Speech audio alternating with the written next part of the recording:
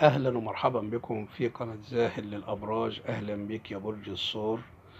مساء الطاقة الإيجابية عليك ومساء الفرحة والسعادة والوفرة.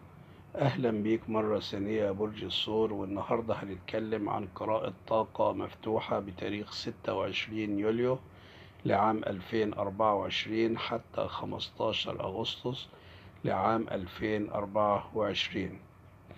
أهلا بيك مرة ثانية يا برج الثور. والقراءة دي قراءة عامة تنفع للرجال والسيدات وكمان تنفع لجميع الأعمار. لو أول مرة تشوف القناة شرفني بالاشتراك وفعل زر الجرس ودوس على اللايك ليصلك كل ما هو جديد. وللقراءة الخاصة بنعمل انتساب أو انضمام للقناة. برج الثور، عوض ربنا كنز كبير وبدل الفرحة فرحتين الفترة دي في حياتك يا برج الثور.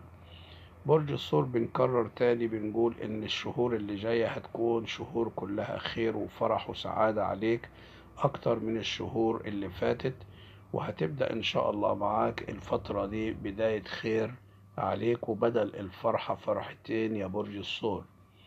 برج الثور، مهنيا بتمد ليك الكواكب يد المساعدة وبتظهر فرص مفيدة أمامك، فبتقدم على عمل مشروع أو عمل غير متوقع بيضمن لك مستقبلا مشرقا. هقول تاني يا برج الثور، الفترة دي بتمد ليك الكواكب يد المساعدة وبتظهر فرص مفيدة جدا ليك يا برج الثور. فرص مهنية، فرص عاطفية، وكمان مهنيا انت هتقدم على عمل غير متوقع، فبيضمن ليك مستقبلا مشرقا وبيرفع من معنوياتك ويزيد ثقتك بنفسك الفترة القادمة. برج الثور، بتشعر بالفعل انك فرحان وفي قمة السعادة، لان عندك بالفعل فرص غير متوقعة في حياتك المهنية. ولكن حاول انك تدر اموالك بحكمة واعطي الاولوية للاشياء الهامة وتجنب النفقات الغير ضرورية وركز على الادخار.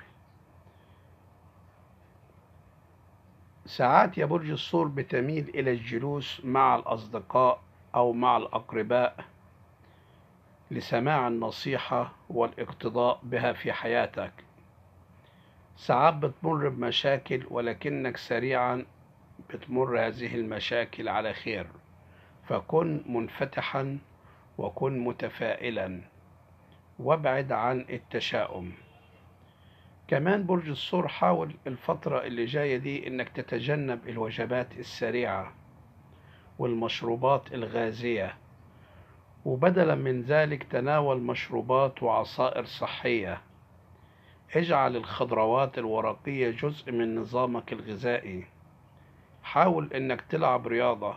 حاول انك تبعد عن الاكلات اللي فيها مواد دهنية او سكريات كتير او موالح كتير، علشان برج الثور الصحة الجسدية بتؤثر معاك على حياتك المهنية والعاطفية، فخلي بالك من صحتك يا برج الثور. برج الثور، كمان عندك الفترة اللي جاية دي فرص ممتازة مناسبة للتعارف وتعميق الروابط، فبتعيش لحظات مطمئنة تعيد الثقة إلى نفسك وتطمنك إلى عواطف الشريك اتجاهك، لأن الحظ العاطفي بيبتسم لك، فتقوم ببناء حوار مع الشريك بتشرح له خلاله مشاعرك ومخاوفك، وفي الوقت نفسه بتصغي إلى اقتراحاته وحبه ليك. برج الثور، بالفعل بدل الفرحة فرحتين، لأنك هتبدأ بالفعل انتعاشة مادية الفترات القادمة. في عندك فرص كثيرة جدا للنجاح والصفقات المهنية. برج الثور، كمان بتتحقق لك أمنية طال انتظارها، وعندك شخص هو الموكل لشفاء روحك وبتوقيت إلهي يجمعكم مع بعض. ممكن يكون الحبيب، ممكن يكون الشريك. أما إذا كنت منفصل فخلي بالك يا برج الثور، رحيلك عنه ساب فراغ كبير، وبالفعل بيعمل أو ناوي يعمل المستحيل علشان يرضيك، ولكنك بتحاول تبعد عنه. ولكن يا برج الثور، حبيبك في موقف ضعف والصلح خير،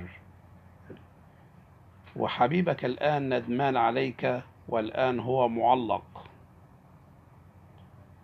بالفعل يا برج الثور هيكون عندك نجاح عاطفي أيضا،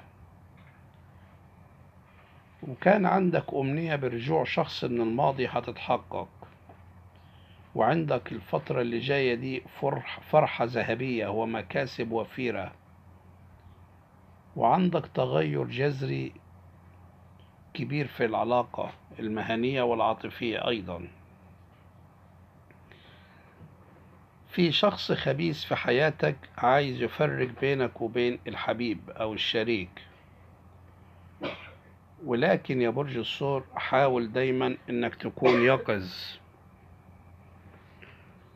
وتخلي بالك. كمان عندك بداية جديدة وليك الاختيار، وعندك فرحة في بيتك، وفي كان شخص مزعلك هيراضيك، وبالفعل هيكون بينك وبينه في صلح. في فرصة عمل ذهبية هتظهر فجأة ليك يا برج الثور، وهتساعدك على تغيير حال إلى حال. فحاول إنك تكون شاطر وما تضيعش الفرص المهنية أو العاطفية منك. وما ضاقت وإلا فرجت يا برج الثور، لأن بالفعل عندك انفراجات عاطفية ومادية الفترة القادمة كلها حتى نهاية عام 2024. برج الثور، أنا مش هطول عليك، لكن إذا عجبك الفيديو شرفني بالاشتراك، وإلى اللقاء.